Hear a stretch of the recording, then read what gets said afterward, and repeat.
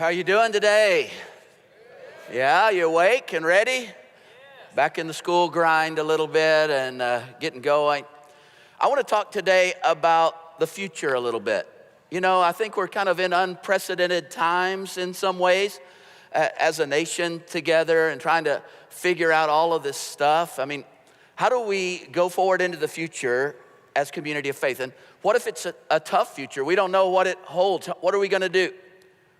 I read not long ago about a British yachtsman. His name was Tony Bollinger, and he was yachting in the Antarctic Sea there, and his yacht split in half and sank. And they knew kind of where he was, so the rescue team was out trying to find him. It took them 5 days to find the yacht on the bottom of the ocean, and they sent a diver down there, and he tapped on the hull, and miraculously a tap came back from inside this overturned yacht on the bottom. Tony Bollinger had been in there for 5 days in pitch blackness in the Antarctic Sea, and he was alive. It was a miracle. They got him out, got him to the top. He was frostbitten, and had some other issues, of course, but he made it. They asked him, "What did you do? How did you survive 5 days in pitch blackness at the bottom of the icy seas?" He said, "I prayed like crazy and ate chocolate." So that's my sermon. That's it. I think face the future, get a lot of chocolate, pray like crazy, No, really, we think about things. Right now, have you noticed if you watch any of the news stuff, or even if you're on social media, sometimes all the talking heads are saying recession, recession, recession. Have you noticed that? I mean, just 10 years ago, we came out of what historians are now calling the Great Recession, right? And now they're talking about something. I'm going, really? Is this really going to happen? And whatever the future holds, you can think about it. It's pretty much fundamentally changed in even just the last 10 years. Think about it. We've got our first reality show president, right? And that's never happened before. I'm thinking 10 years from now, who's going to be president? If Trump wins re-election, who's going to be the next one? I'm thinking Kanye. I'm pretty sure. Maybe. Kim. I know Dwayne "The Rock" Johnson is, wanting to step into politics. So I'm thinking Maui for president, but we don't know what's going to happen. What does the next 10 years hold? Over the next 10 years, some of you will be getting married and having families. Some of you will be empty nesters in 10 years. I mean, that's kind of crazy to think about, isn't it? If you have an 8-year-old, they'll be graduating from high school in 10 years. Are you excited about the future? Some of you, you're going to be retiring, and you've got this plan to retire. Hopefully that will work out, in 10 years. How do you feel? Are you scared? See, I don't know what the future holds, but I know who holds the future, right? And I want to talk to you a little bit about kind of God's plan, his game plan for the future, God's survival kit for whatever the future holds. So pull out your sermon notes for just a few minutes. The first thing I think that God really wants us to have is an accurate reality map. An accurate map of reality. Scott Peck, who is a psychiatrist, he has a whole book called The Road Less Traveled. It's just a secular book. But he talks a lot about our reality maps. He says, let me just read you a little bit. Our view of reality is like a map with which to negotiate the terrain of life. If the map is true and accurate, we will generally know where we are, and if we've decided where we want to go, we will generally know how to get there. If the map is false and inaccurate, we generally will be lost. While this is obvious, it's something that most people to a greater or lesser degree choose to ignore. They ignore it because our route to reality is not easy. First of all, we're not born with maps. We have to make them, and the making requires effort. The more effort we make to appreciate and perceive reality, the larger and more accurate our maps will be. But many don't want to make that effort. Some stop making it by the end of adolescence. Their maps are small and sketchy. By the end of middle age, most people have given up their map-making effort. They feel certain that their maps are complete, their worldview is correct, even sacred, and they're no longer interested in new information. It's as if they're tired.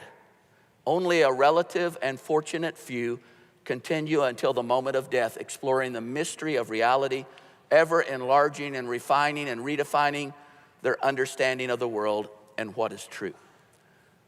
That's very interesting, isn't it? And so basically what Peck goes on to say is that this map of reality, there's an absolute reality out there. We've got to figure out what that is. And the closer we can get to it, the better our life is going to be, the more sense it's going to make. And the further we get away from it, it's going to mess us up. And he said mental health is having an accurate reality map. In fact, psychosis is getting further and further. If your map is further and further off until finally schizophrenia or something like that would be like hearing voices in a whole nother world in your head, So what do we do? How do we get a good map? How do we do this? He said you have to have a total dedication to the truth. And that's a hard thing to do sometimes because sometimes truth is difficult. But Jesus said it always sets you free if you know the truth. I think the best way to get a good map is to get to know the maker of the terrain of the map that you're making, right? So you think about it, you're making a map, but God made what you're mapping. He made reality. And so it's good to hear what he has to say. So let's look at a few of his principles. One of his great gifts to us is a couple of verses out of Proverbs. The wisest man who ever lived said this: trust in the Lord with all your heart. Never rely on what you think you know. Remember the Lord in everything you do, and he will show you the right way. When he says never rely on what you think you know, many versions say do not lean on your own understanding. That means the conclusions that are based primarily on your perceptions. Because what the wisest man who ever lived is trying to tell us is that our own understanding simply will not bear the weight of reality. It was never intended to. Go back to the Garden of Eden. And it's so interesting to me. Adam and Eve, as the story is unfolding, they're told they can eat of any tree in the garden except one. Now, I would have thought the tree they couldn't eat of would be the tree of life, because later it says you eat of that tree and you live forever. But that wasn't, God didn't begrudge them life. He said, there's only one tree I don't want you to eat from. It's the tree of the knowledge of good and evil. Why would he say that? It was as if God was saying, if you eat of that one tree, you'll be saying to me, God, I'm smarter than you, God. I'm more authoritative than you. I'm wiser than you. I think I can care for myself better than you care for me. You're not a very good father, and so I'm going to reject you. But he says, instead, don't eat from that tree. Keep submitting to my will, to my understanding, to my wisdom. Keep on being thankful for my generosity, and keep on eating from all these other trees. They're all yours. You see, God knew something that Adam and Eve didn't know.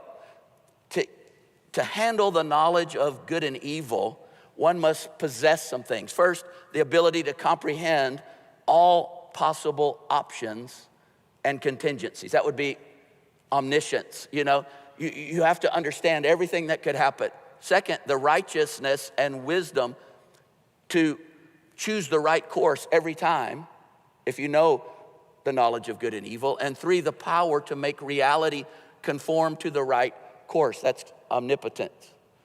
And so basically what he's saying is only God can handle such knowledge. This is not for you to handle. What Solomon is saying, the wisest man who ever lived, all these years later, he's saying, it's not the one who trusts in the Lord that's irrational. It's the one who leans on their own understanding. It's insane to trust such pitifully limited understanding when one can trust the unlimited understanding of God. So many of the things that cause us the most difficulty, the most heartache in life, so much of our anxiety, our fear, our doubt, our anger with others, with God, is the result of leaning on our own understanding. And God doesn't want us to be miserable. Even in this fallen, futility-infected age, he wants to relieve our anxiety. And so he gives us this precious gift. Don't lean on your own understanding. Acknowledge me. Look at my ways. We're not setting aside our intellect. We're resting our intellect upon the intellect of God. And that's a whole different thing. Nothing is wiser, nothing is saner than that. And it preserves for us all of the pleasures that God intended us to have in this world. And without it, we don't know how to experience. We keep falling into the evil side of things, and that's a whole different thing. Let me just give you another one of God's principles. He says this in 1 Timothy 6:17, command those who are rich in this present world not to be arrogant, nor to put their hope in wealth, which is so uncertain. Maybe you never heard that before, but if you had money in the stock market 10 years ago, right? 11 years ago, 12 years ago, you know what that means. I had invested heavily in real estate REITs, which was great because they dropped in half like overnight. It was the most amazing, wonderful feeling in the pit of my stomach, and say, okay, I'm gonna get to retire in, 2080 or something like that, But the thing is, it feels like that a little bit. I mean, some of you are watching the stock market right now, It's like this roller coaster ride. So you said, I'm gonna get out of the stock market. I'm gonna invest in something really stable like Bitcoin or something, right? No, it's just like, so you're just, what do you do in a time like this? If your heart's so wrapped up, if your computer, is following that every day. The Bible asks us to store up for a rainy day, and we should, but God didn't ask us to bend our lives and our hearts out of shape to gain perfect security for tomorrow in money. In fact, he says it's really uncertain. Did you get that? See, God kind of knew something. He knew that we're either going to trust him for tomorrow or we're going to trust what we can try to put together for ourselves. And things used to be a lot more stable. We thought things were really true. Like you say, you put your money in your house, right? And it just keeps going up and up and up and up until it doesn't anymore, right? And it seems like it's doing it again, but what's going to happen? God says, trust me every day. And that's the way I want it. I want you to trust me. Don't put your trust in that. Don't let your heart get wrapped around that because it's going to be all over the place. But put your trust in me. One of the interesting verses, a set of verses that I found is in Hebrews 12:26 and 27, when we're talking about how God sees the world. It's talking about when God spoke and gave Moses the 10 Commandments up on Sinai. He was speaking out loud, and the people down below could hear him. It sounded like thunder, it says. And they were freaked out. They were scared. Listen to what it says. The earth was rocked at the sound of his voice from the mountain. But now he has promised, once and for all, I will not only shake the systems of the world, but also the unseen powers in the heavenly realm. Now this phrase, once and for all, clearly indicates the final removal of things that are shaking. That is the old world order. So only what is unshakable will remain.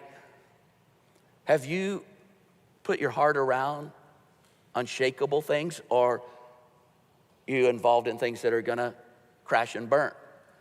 This is a prophecy from the book of Haggai in the Old Testament.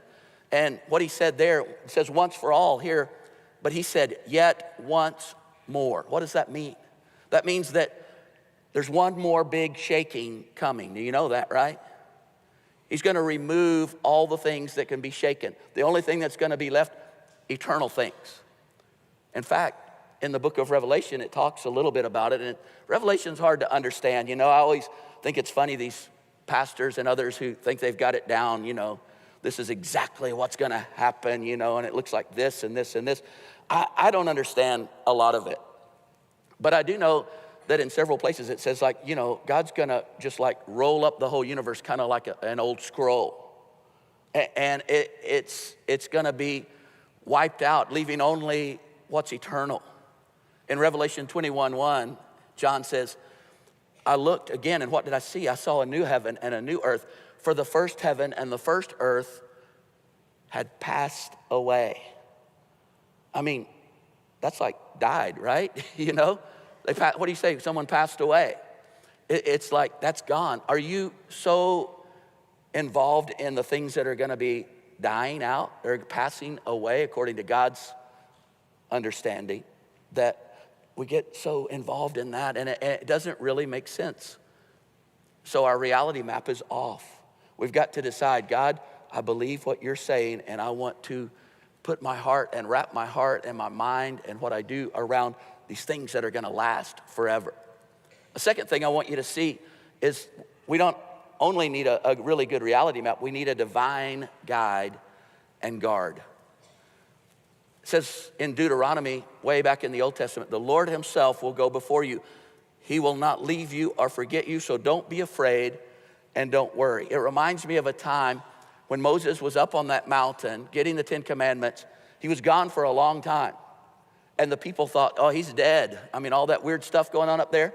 And so they made themselves this little golden calf, an idol that was kind of like what the Egyptians worshiped.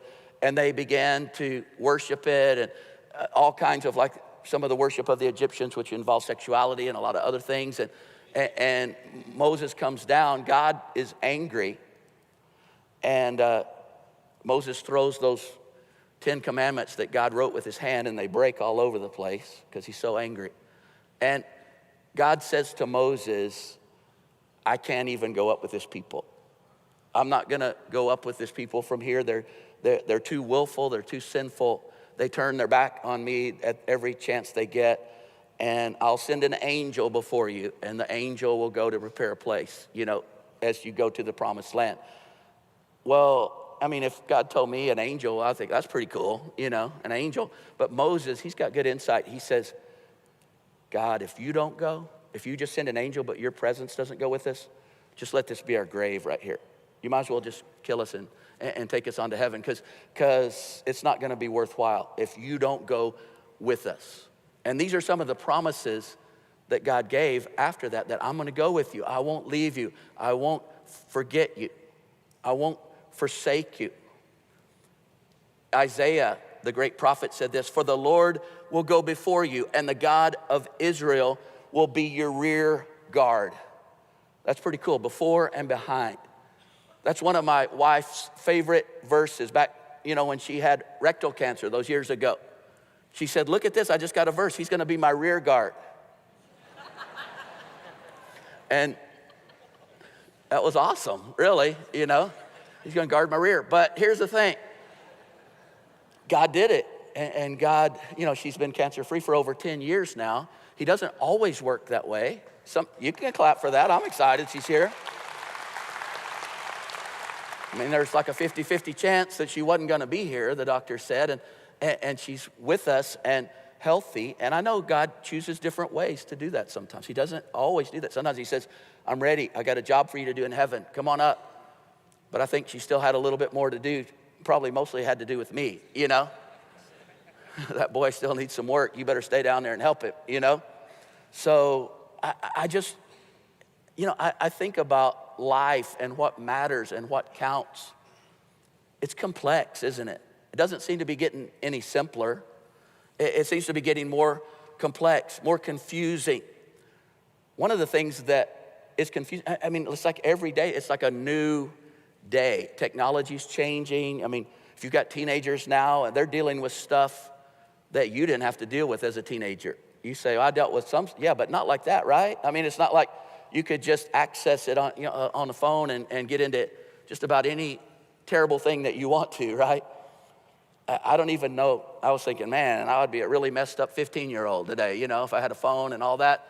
But we get scared about those things. But here's the amazing thing about God. He's not scared about the future. And he loves us and he loves our kids. In fact, there's a really interesting verse that the Pharisees came to Jesus in John 8, and they said to him, you know, who do you think you are? And Jesus said to them, Abraham rejoiced to see my day, And he was happy about it. And they're going like, you're not even like 30 years old. Abraham was thousands of years ago. What are you even talking about? And then Jesus says in John 8:58, I tell you the solemn truth, before there ever was an Abraham, I am.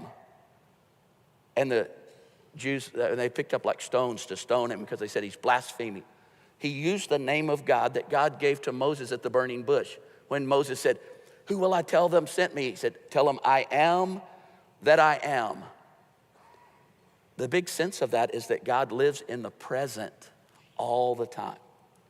You see, when you are worried about tomorrow, God's already in tomorrow, because time is just one of his creations, just like you are.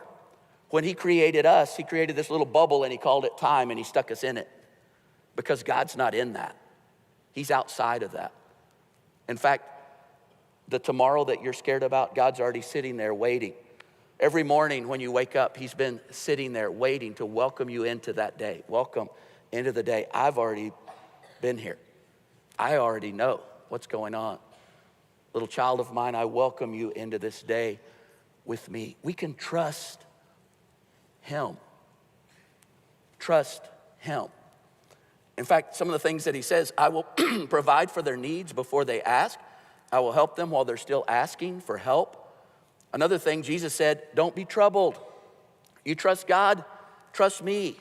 In fact, ultimately, the place that I've got for you, there are many rooms in my Father's house. I'm going to prepare a place for you.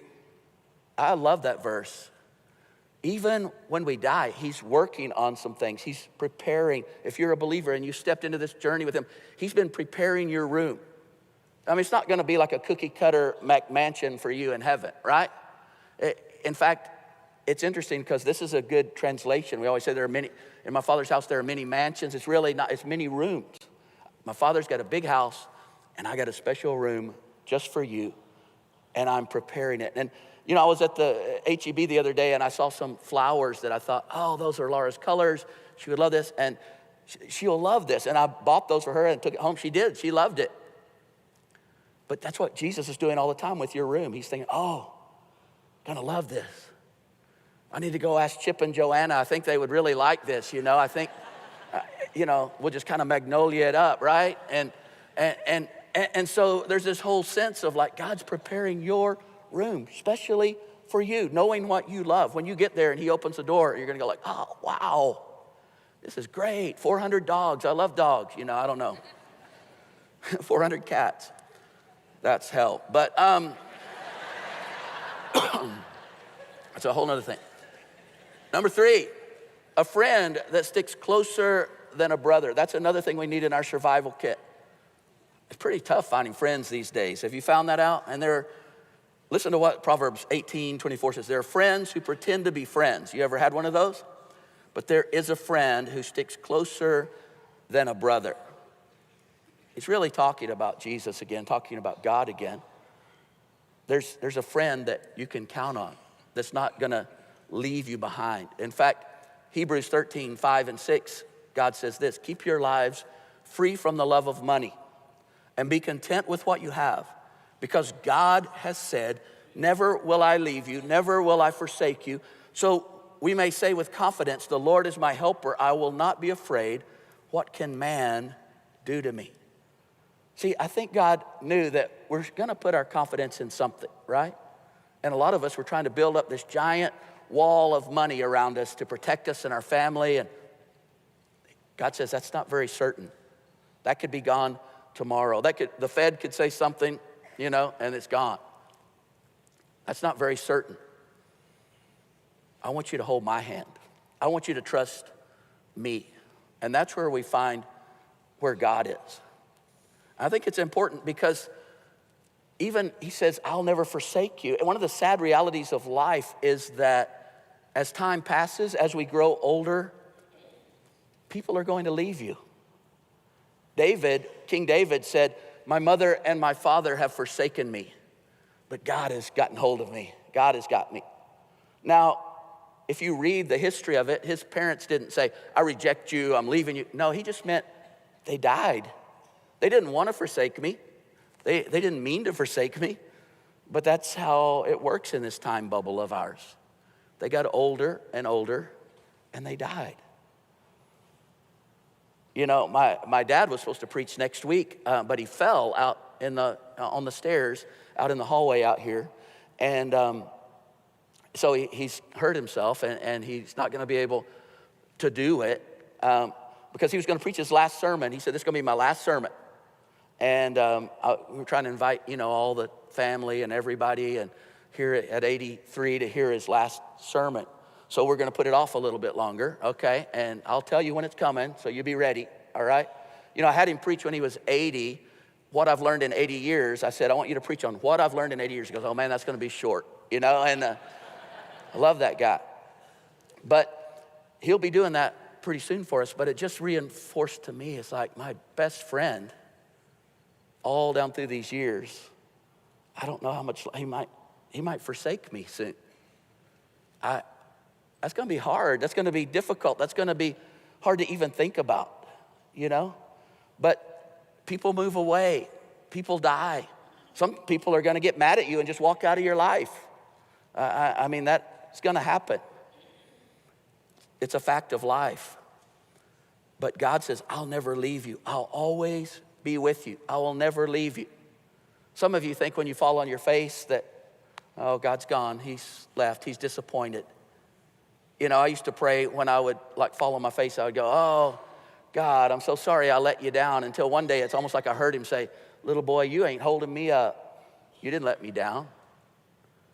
I'm still here. I haven't moved. I'm not in some other place. I'm right here. Get up. Dust yourself off. Let me help you. And let's go, And that's one of our deepest fears is the fear of abandonment. I've been there as a pastor. I've been there when a husband walked out. And I've talked, and the wife's going, how am I going to do this, Mark? I've been there when a spouse died suddenly. And the other spouse is going I don't know how to do this now. I don't know how to navigate this now. And some of you had some of your kids, maybe you just empty nested or they've gone off to college, your first one. It feels weird, doesn't it? It's like you can't be that old. That's not even right. And I remember all of those things. And it's like, but God's going, I'll be here. I will be here. I am here for you. When you go through deep waters and great trouble, I will be with you. I love that verse. When you go through deep waters and great trouble, I will be with you. He didn't say if you go through, did he? See, that's the thing. We got to get our reality map right. Oh, I'm coming to God, and so he's going to keep me from all these. He didn't say that. He says, when you go through, I'll be with you. When you go through rivers of difficulty, you will not drown. When you walk through the fire of oppression, you will not be burned up. Notice you go through them. You don't stay in them. One of the great things that my dad told me one time, he says, when you're walking through hell, keep walking, right? That's pretty deep, isn't it? When you're going through tough times. Another thing you'd always say, it says in the Bible all the time, this too shall pass, And it's come to pass is another thing that it says there. But it says the flames will not consume you. In your future, you're going to face some deep waters. I'm going under for the last time. You're going to get burned sometimes. But God is saying, I'm going to be there. You don't have to be alone. In fact, you aren't alone. I'll never leave you. One of my favorite passages is in Isaiah 46. It says, it is you, not I, who've been carried from before you were born. Indeed, when you were still in the womb, I was taking care of you. And when you are old, I will still be there carrying you. When your limbs grow tired, your eyes are weak, and your hair is gone.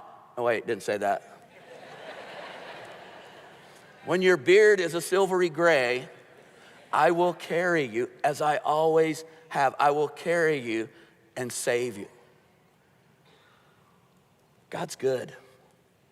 Doesn't always feel that way. When we sing that song, you're never going to let me down. I always think, if we don't have our reality maps right, we've already thought, oh, no, you let me down. You let me down a lot, It's like, no, he doesn't. If we could understand what he's doing, but we can't a lot of the time. And then I want you to put this one last thing in your survival kit. A family I can depend on no matter what. A family I can depend on no matter what. We know and to some extent realize the love of God for us because Christ expressed it in laying down his life for us. We must in turn express our love by laying down our lives for those who are our brothers and sisters. That brothers is inclusive. But as for the well-to-do man who sees his brothers in want, but shuts his eyes and his heart, how could anyone believe that the love of God lives in him? My children, let us not love merely in theory or in words. Let us love in sincerity and in practice. See, I don't know what the future holds, but if you study history, you find that the church shines brightest when the world is the shakiest and the darkest. And conversely, you'll find that when untested, unpersecuted, when part of the powerful majority, when rich, the church grows complacent, lazy, overfed, self-serving, selfishly preoccupied. You see, the future, I don't know what it holds, but it could be our finest hour because we love one another, not just in theory.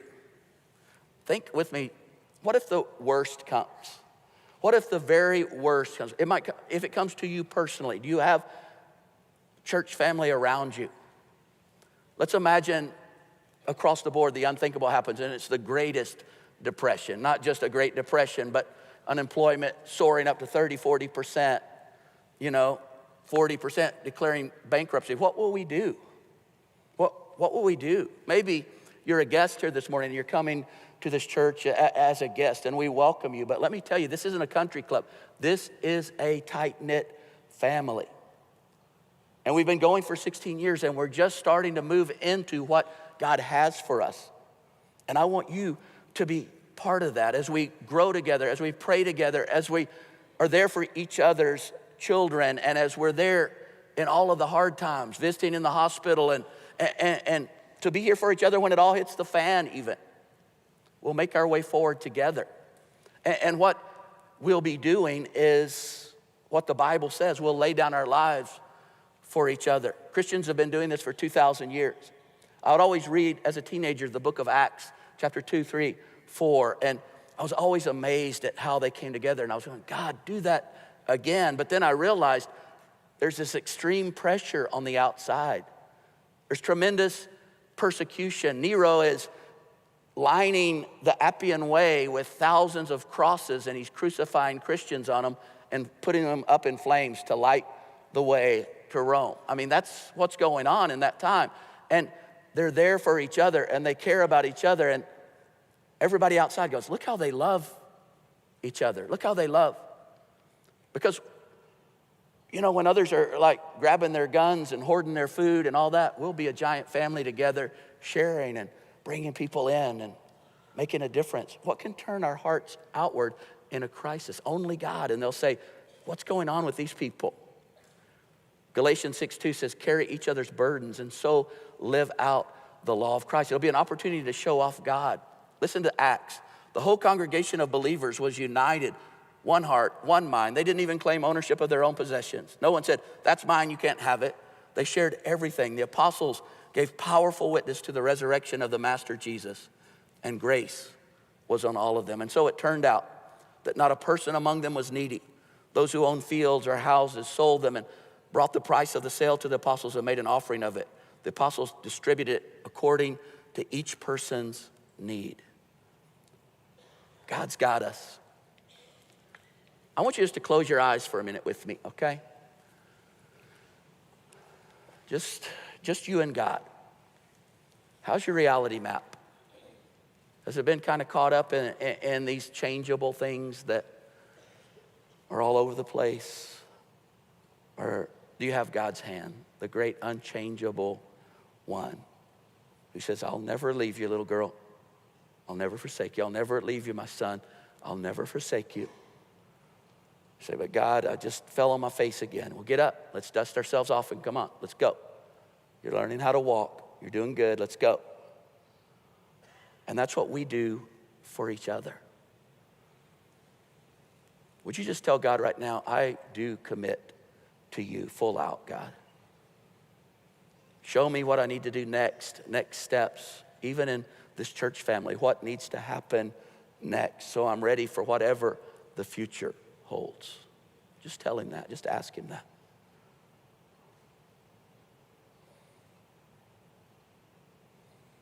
Now I want you to look back up here for just a minute. We have this thing called starting point, and that's really the starting point. We're trying to make it really easy, and that's one of the things we've learned. We used to have all these places, to try to get started. How do I do this? Well, it's start in one place, and our staff will follow you through and make sure that you get plugged in to the things that you want to get plugged into. There's a starting point class on Saturday night before the service. There's a starting point class that's going on right now, and it happens every week, and you'll find out all about it. You can sign up at the information desk, okay? I want you to do that. Another thing, some of you've been telling me you want to be baptized, so I'm going to go get back out in the pool again today. We've baptized 100 or so in the last several weeks, and some of you are going like, I know I need to do it, but I didn't do it. We're going to baptize after both services today, okay? You can go to the information booth, and you can get your shorts, your t-shirt, so that you're ready, or you can just go in the clothes you got. That's fine with me, all right? And you'll dry out in about 5 minutes in the sun, But so God's got some good stuff. I wasn't planning on baptizing today, but my friend Justin from the gym talked me into baptizing his family today, right after this service. And, if you're at the gym, you can talk me into anything just about. So I'm excited to do that, but I will baptize you too. I want to do that. Let's do this together. Just go to the information desk, say, give me that little packet, and then go get changed, and I'll meet you out in the pool in the front. Let's be a family together. It was one of Laura's and my dreams forever. Let me bless you before you go. Father, you know that Laura and I used to pray, give us what we've always dreamed church could be. And let it be that for everyone around us. And let us move into that even through the rest of this year and next year. Whatever the future holds, bring us together as a really tight-knit family. And let us be what you're asking us to be. And I thank you, God. I thank you for what you're going to do. Come, kingdom of God, upon us. Be done, will of God in us. And let nothing stop what you have for us as we step in full out to you. And let our hearts be at peace because you're there already tomorrow to welcome us into that new day. And we love you for that. Amen.